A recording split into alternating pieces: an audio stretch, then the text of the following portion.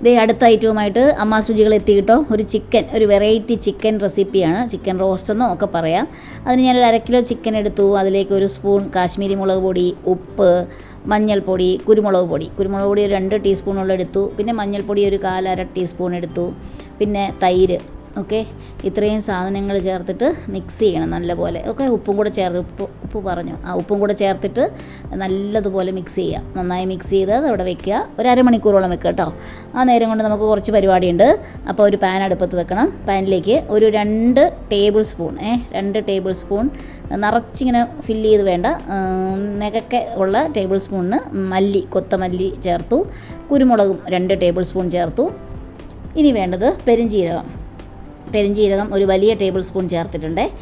ഇത്രയും സാധനങ്ങൾ നന്നായിട്ടൊന്ന് ചൂടാക്കണം. അതിൻ്റെ കൂടെ കറിവേപ്പിലയും കൂടെ ചേർത്തിട്ട് നല്ലതുപോലെ ഒന്ന് ചൂടാക്കിയിട്ട് അത് ഒത്തിരി പൊടിയരുത്, ഇങ്ങനെ ഒരു തരിതരിപ്പായിട്ട് പൊടിച്ചെടുത്ത് മാറ്റി വെക്കണേ. എന്നിട്ടൊരു പാൻ അടുപ്പത്ത് വെച്ചിട്ട് അതിൽ കടുക് പൊട്ടിച്ചു, വറ്റൽമുളക് ഇട്ടു, കറിവേപ്പില ഇട്ടു, ഇഞ്ചിയും വെളുത്തുള്ളിയും കൂടെ അരിഞ്ഞത്, പച്ചമുളകും കേട്ടോ, ഒരു 4 പച്ചമുളകും കൂടി ഇട്ടു. നല്ല എരിവുള്ളൊരു സ്പൈസി കറിയാണ്. അപ്പം പച്ചമുളകും ഇട്ടു, ഇഞ്ചി വെളുത്തുള്ളിയും കൂടി ഇട്ടിട്ട് ഒന്ന് ഇളക്കിയിട്ട് സോട്ട് ചെയ്തിട്ട് നമ്മൾ പുരട്ടി വെച്ചിരിക്കുന്ന ചിക്കനും അതിലേക്ക് ചേർത്തു. എന്നിട്ട് നന്നായിട്ട് മിക്സ് ചെയ്യാം.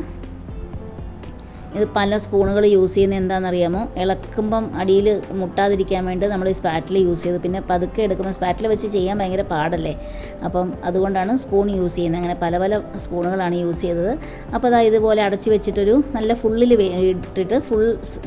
ഫ്ലെയിമിലിട്ടിട്ട് ഇതേപോലെ ഒന്ന് വേവിച്ചെടുക്കണം. ഒരു 5 മിനിറ്റോളം നമ്മളൊന്ന് വേവിച്ച് കഴിയുമ്പം അതിലേക്ക് ചേർക്കേണ്ടത് 2 സ്പൂൺ ക്രഷ്ഡ് ചില്ലിയിലെ വറ്റൽമുളക് ചതച്ചത് ചേർക്കണം.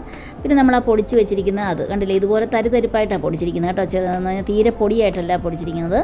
അതും കൂടെ ചേർത്ത് നന്നായിട്ട് മിക്സ് ചെയ്യുക. മിക്സ് ചെയ്തതിൻ്റെ പുറമെ ഒരു 2 മീഡിയം സവാള കേട്ടോ, 2 മീഡിയം സവാള ഇഷ്ടമുള്ളവർക്ക് കൂടുതൽ ചേർക്കാം. ഇനി ചെറിയ ഉള്ളി ചേർക്കണമെങ്കിൽ അങ്ങനെയും ചേർക്കാം, ഏതായാലും കുഴപ്പമില്ല. ചെറിയ ഉള്ളിയൊക്കെ അരിയാനുള്ള മടി കൊണ്ടാണ് കേട്ടോ. എന്നിട്ട് ഇങ്ങനെ നല്ലതുപോലെ അങ്ങ് വറ്റിച്ചെടുക്കുക.